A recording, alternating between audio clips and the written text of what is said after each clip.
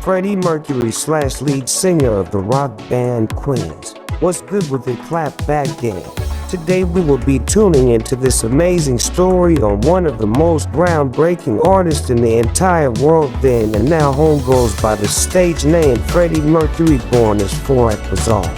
From the age of an infant through his childhood years, Forak had really no friends because he stayed in the house most of the time, entertaining his siblings with his singing even as a child, but his father did not approve of him singing or him being as sensitive as he was. Over the years, his father would still not agree to what Forak did for as his lifestyle, but he loved his son no matter what. Tough loving fathers combined with a man figuring out his sexuality equals toxic upbringing regardless. By the time Forak is around 10, he'd met friends once they found out he had the voice to attract girls despite a slight setback for the young man. His teeth, but we'll get into that later. There is not one man, woman, or group that can compare to or come close to this one-man band. Although he was in a band, you would come to find out that sometimes we are destined for things a lot greater visually as a solo artist than a group could ever understand or even begin to fathom. The talented and legendary artist first started in a group called the Hectics, which included himself and a few other artists.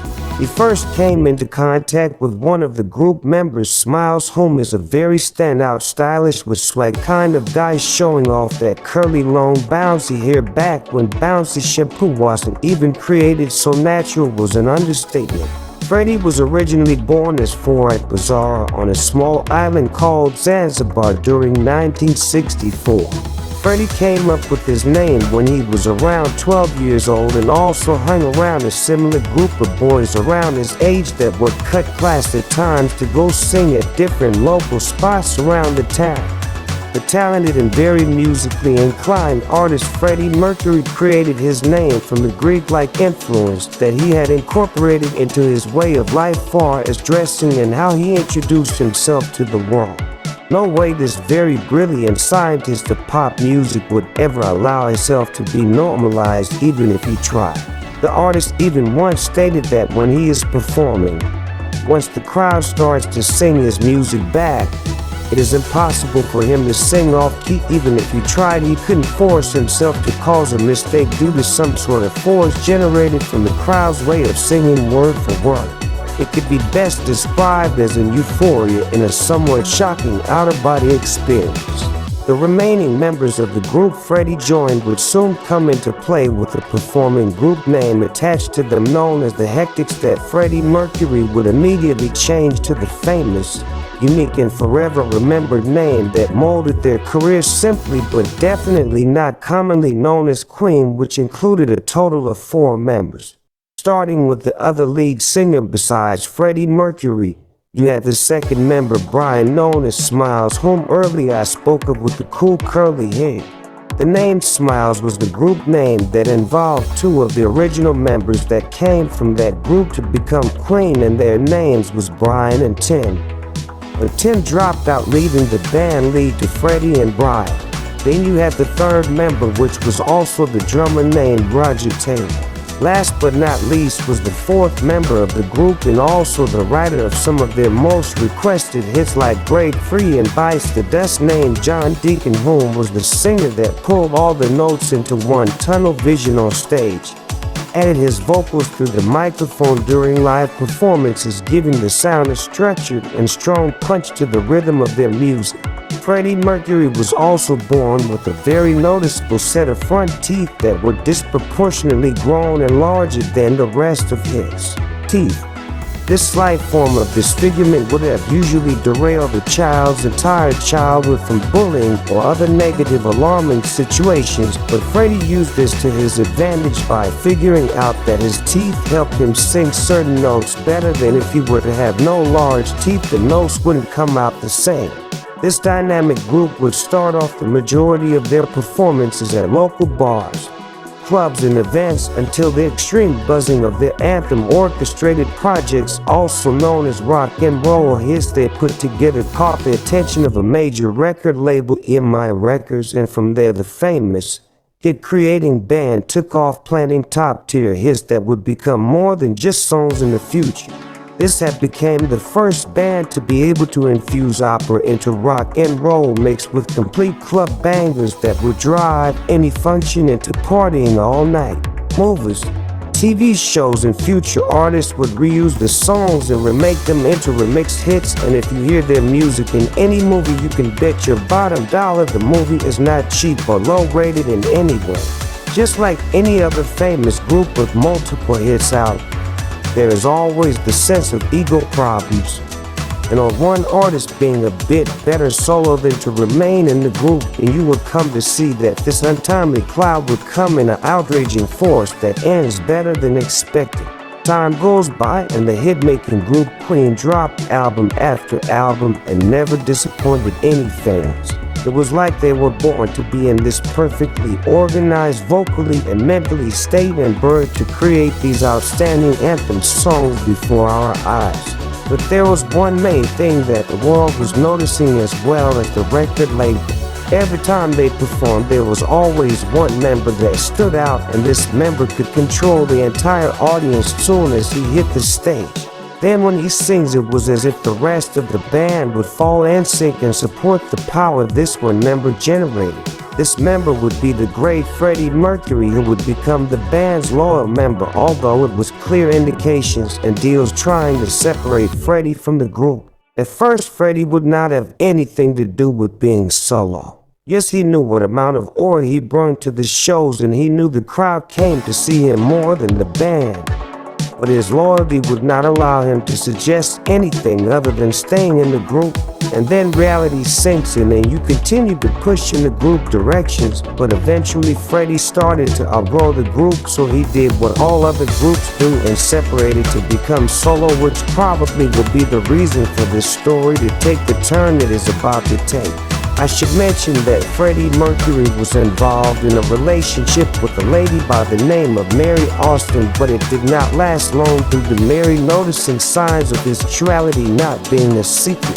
He was involved with men, and while he was on tour, he would start to experiment more with men on the road and off stage. This might be an okay path to lead if you are a normal person and don't have the option to have any man in the world you want.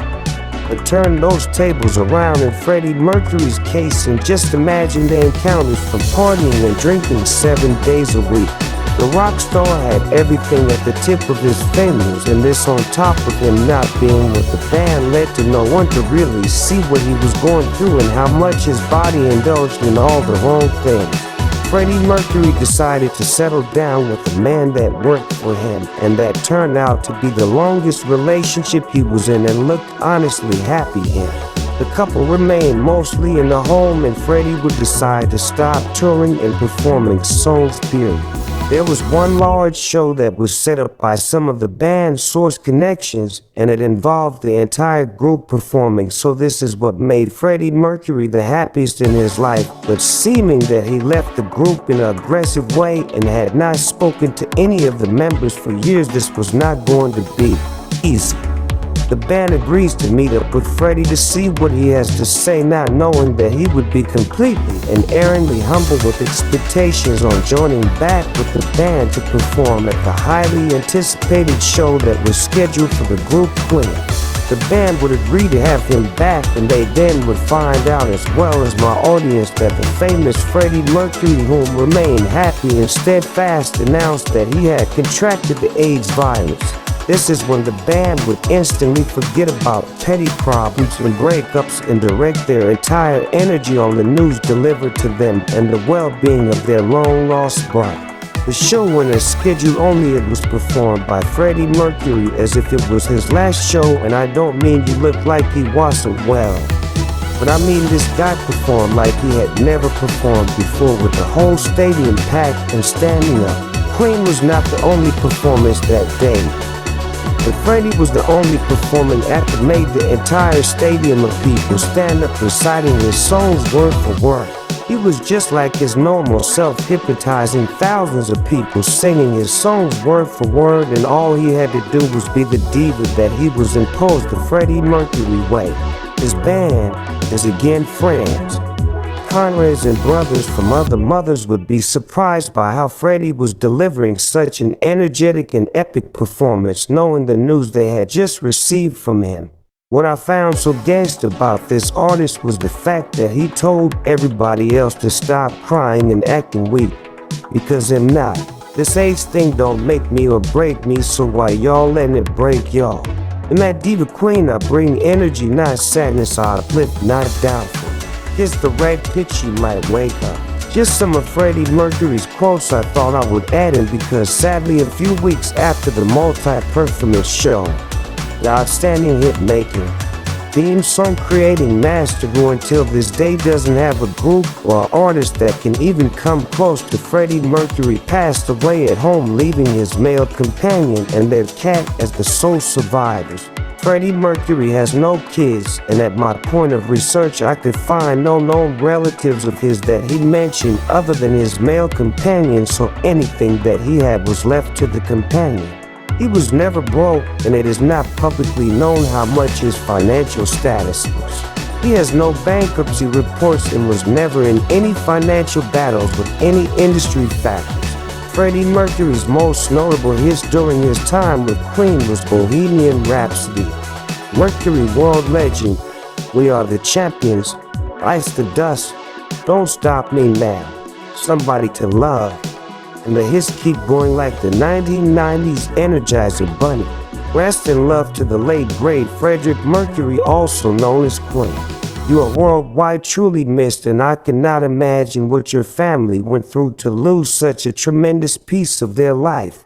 This artist was not only amazing with his talents, but he broke barriers with his forceful and flawless freedom to not hide who you are. Be yourself, and that will get you far no matter what negativity comes back.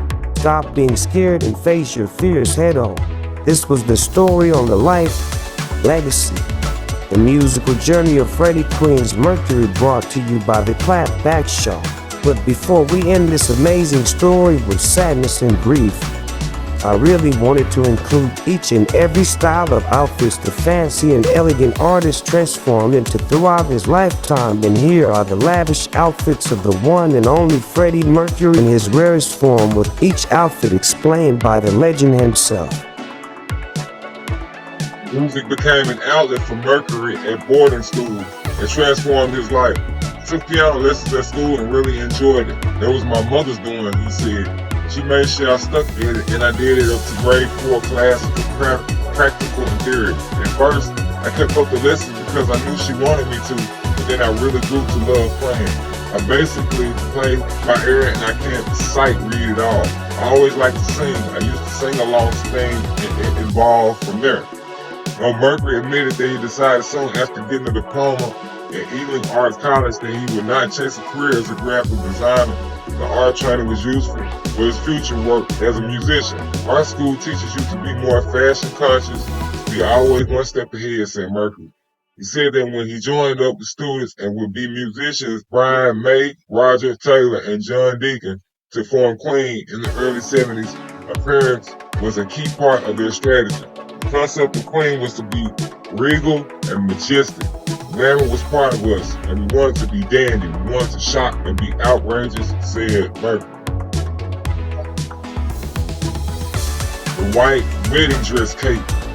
Mercury said that Queen never copied anyone in the way they dressed and were into glam rock from the very start.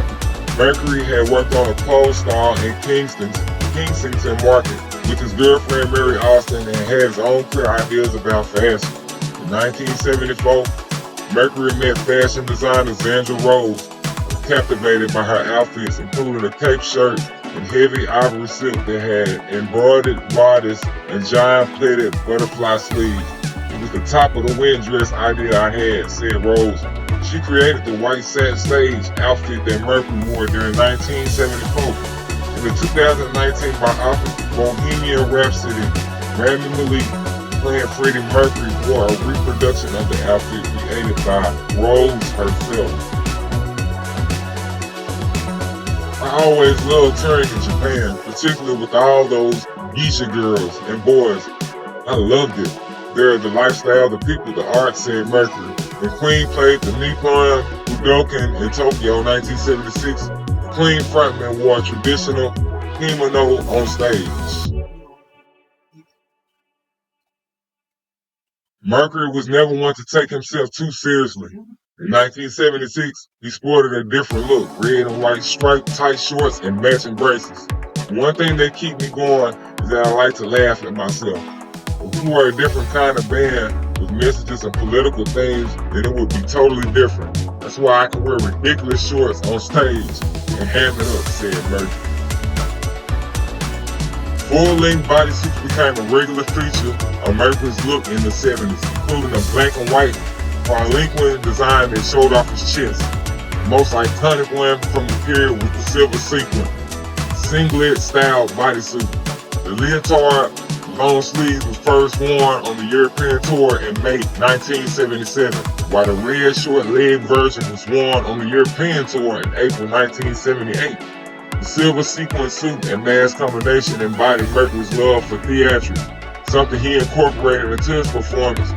He even starred in a collaboration with the Royal Ballet in 1979. Lady Gaga, who wore her own Take On the Sequin jumpsuit on more than one occasion, is among those influenced by Queen, a band she said she worshipped. She followed Mercury's fashion trend closely. She once said, "She hoped Freddie Mercury would have thought I was great." The striped ballet leotard. Another professional musician who is a massive fan of Queen is Justin Hawkins.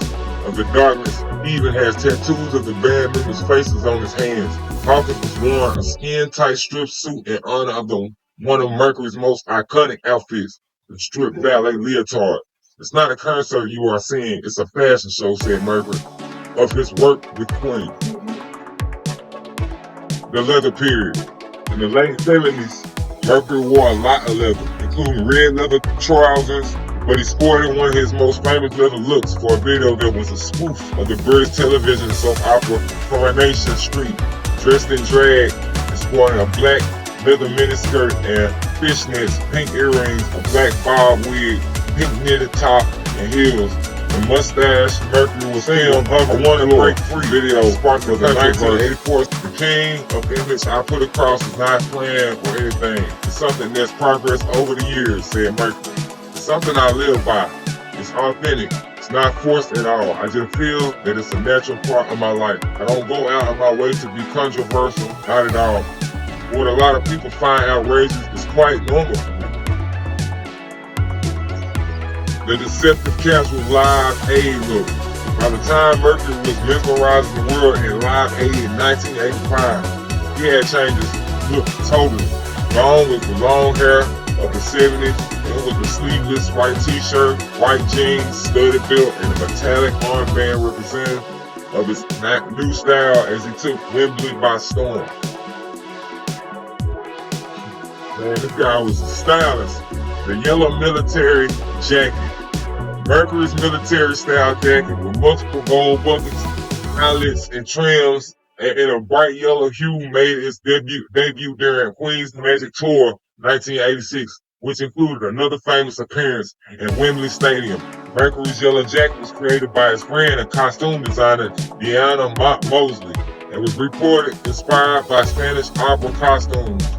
Mercury paired the jacket with white trousers which had a red stripe down both legs and belts with gold. "I dress to feel, but tastefully," he said. In the late 1980s, Mercury explored his own solo creativity with his album, Mr. Bad Guy. The superstar singer demonstrated that he had lost none of his ability to laugh at himself. His 1987 video for the song The Great Pretender showed him parodying many of his Queen guises down the years. The video was directed by David Mallet and featured a clean-shaven Mercury. Here, in his final years, Freddie goes forward. Freddie Mercury channeled his instincts for the outlandish into daring musical innovation, including his extraordinary duet with opera legend Montserrat Caballé. When he worked with the Spanish singer, Mercury dressed in a stylish tuxedo with a black bow tie. Mercury said it was the first time he had ever performed in formal attire. It was a long way from tight shorts, leather trousers, and jumpsuits. So this was his final style appearance, the guy had swag and he had style. Rest in peace, Freddie Mercury.